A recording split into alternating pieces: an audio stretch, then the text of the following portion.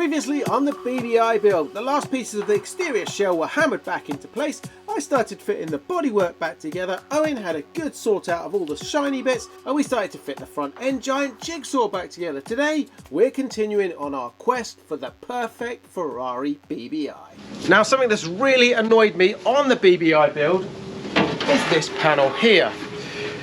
So if you remember a long time ago, we got a load of bits, boxes of parts in fact, zinc coated, they look shiny and new, and at the same time, with the same company, we got some bits powder coated. Now, first of all, they lost part of my brake system, so we had that rebuilt earlier in the year.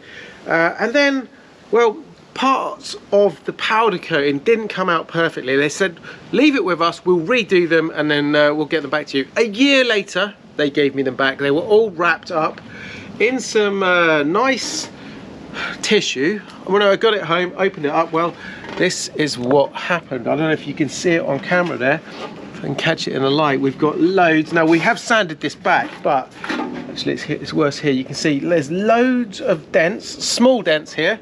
We've got a big dent there. Now, that's half of it. When the car went to the body shop, I said, guys, can you see if you can straighten this out? It was all bent, it was all kinked in here.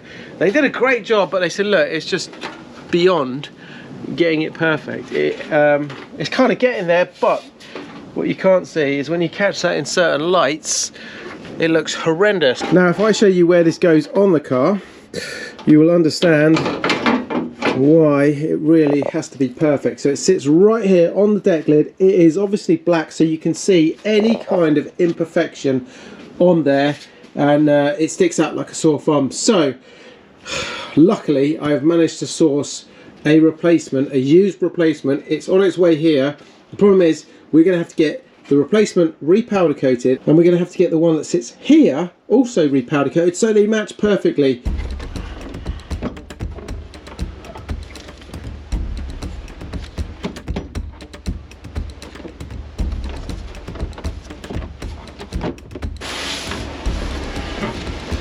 So I'm just test fitting all the arches.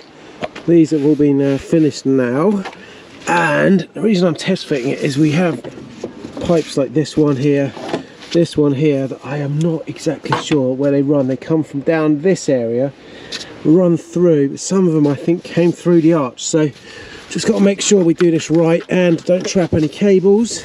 But at the same time, we need to make sure we can fit everything, so I'm not going to rivet any of this. But like I said in the previous video, it's like a big giant jigsaw puzzle. It all has to go back together in the right order, otherwise we're going to have a few problems down the line. Anyway, looking good. We're going to fit the other one.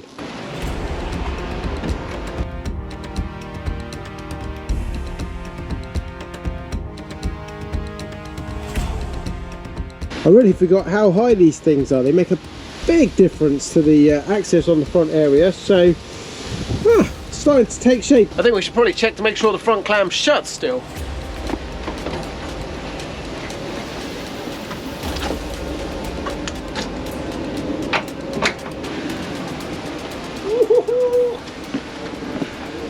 Loving that. Now, I've got to admit, I'm feeling a little bit lost and struggling lately. You see, Owen has left, he's gone off traveling around the world, and well, doing all of this on my own is a little bit challenging.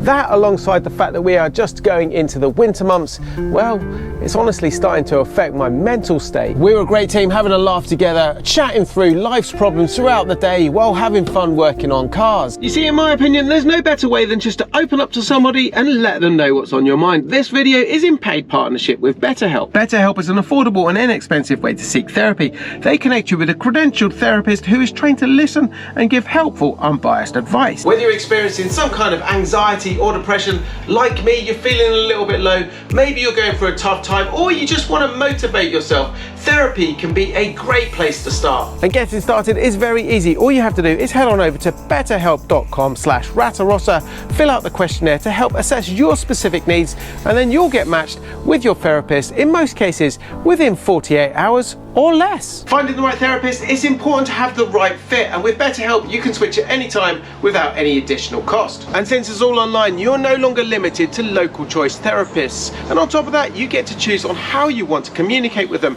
by phone call, by video chat, or simply via messaging, whichever is the most comfortable version of therapy for you. And just like any project, it requires a bit of attention and skill. So does your mental health. So join over 4 million people who have already used BetterHelp by simply clicking on my link in the description or heading over to betterhelp.com/Ratarossa, and you'll save 10% on your first month of therapy. So it's the next day, our package has arrived already. Let's get it out and have a quick look at it. So the nice thing about these is they were used on the BBI, the BB and the 365, the original Boxer, and so we had a little bit of choice. This obviously is a used one, it's all I could get at the moment.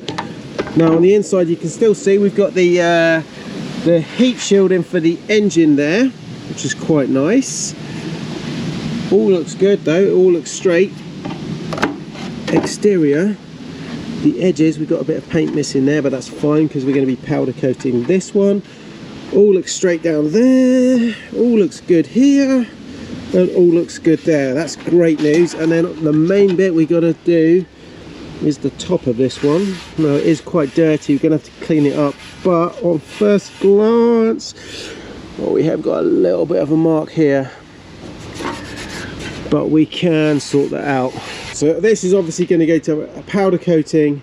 We'll put the other one through powder coating as well, just so it all completely matches. We'll rectify that little ding there, and well, we are back in business.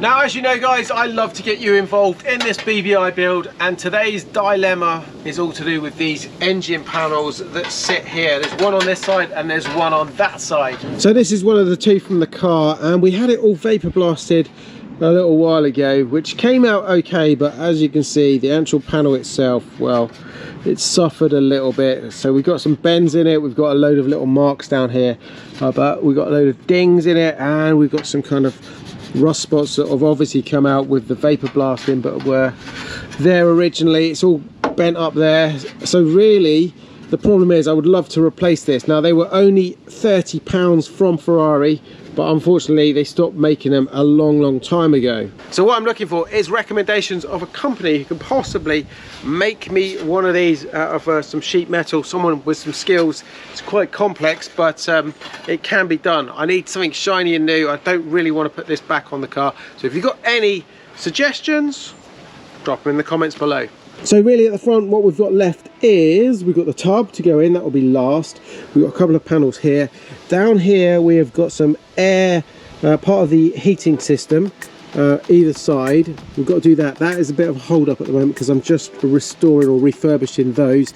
Some bits that go under here, we've got the booster system, and then the other bit that's a hold up at the front here that I can't put everything together completely is the brake lines, the clutch lines.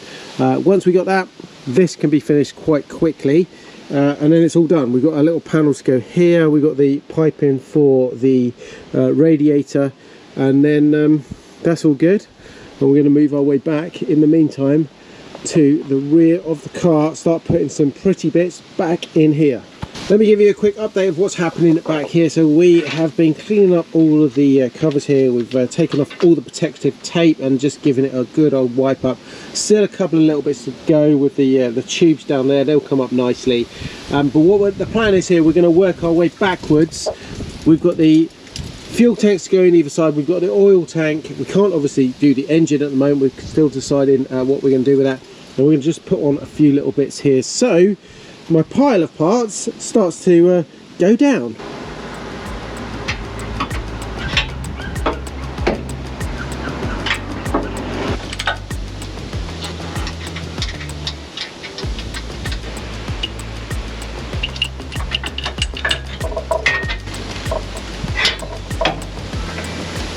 Now I won't be hooking up the anti-roll bar to the drop link just yet because I need to switch the rear hubs around.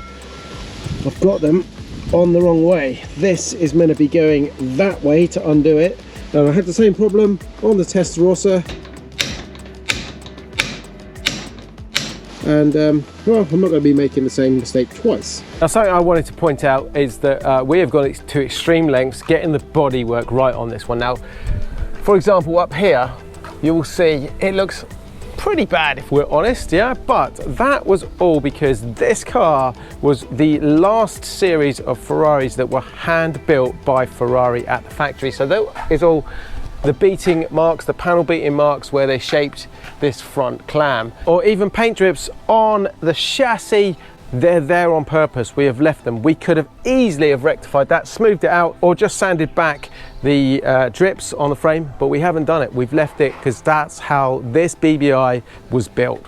Yes, it was horrendous, but we're keeping it original. Now the next dilemma on the BBI is all to do with the exhaust system. This is how it came off the car, and well, it doesn't look too good at all. Now this is extremely expensive. We are talking about £20,000 worth of exhaust system here if you can get all the components. Now we really want to stick as much as possible to original spec on this car, and this is what came off the car.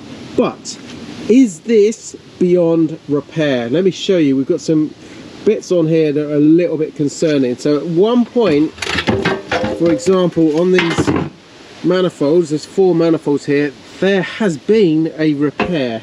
Well, this is unfortunately due to British weather and everything rusting over here. So other than that, it's all complete. So we're gonna see if, well, let me know your opinion when I show you these things. The other one is the same story. There's a little bit of a repair on that one. These are complete. We've got some shielding missing here. Other than that, that should clean up. Similar with this one here. And then we've got the end bits there. Then we got these mufflers here. They look solid. There's no issue with that one, and no issue with that one. Well, I think these can be cleaned up, and hopefully we can resurrect these and make them look good again.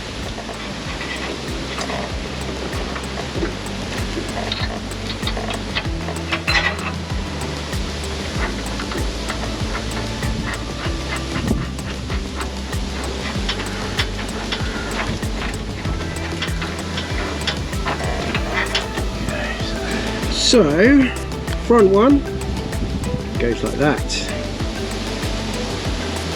All good?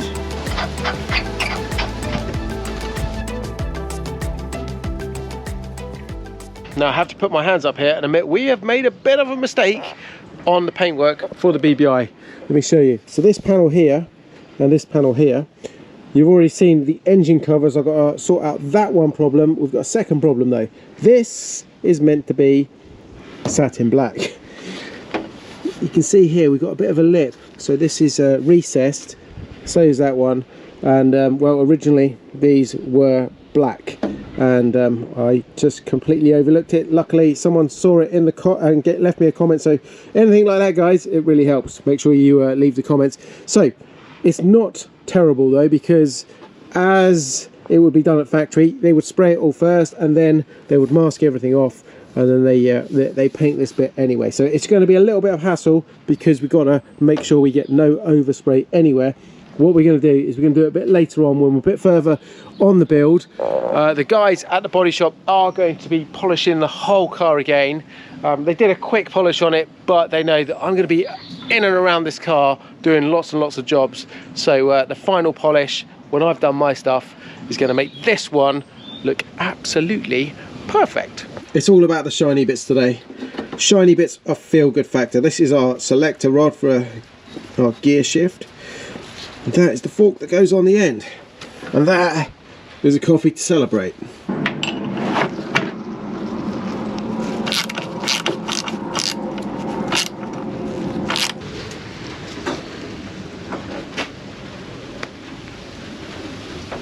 We're working on the front of the car in the garage again. It's pouring with rain outside. I've really got to find myself a workshop because building this car in the garage is really not ideal in this confined space. Last time I was doing anything on the front of this car in here, in this exact spot, it was the cleanup video over 2 years ago.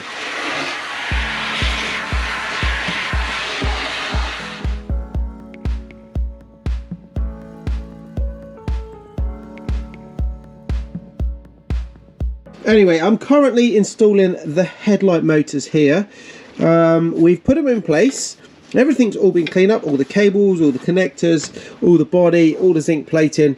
Now I'm just going to bolt it up, but what I am going to do is just leave the arm here, the connector, loose, just so I can manually move it, so I can get all my cabling in, anything around this area. Same with the other side over there. But it's all about bolting bits into place here. So my box of parts goes down and this starts coming back together.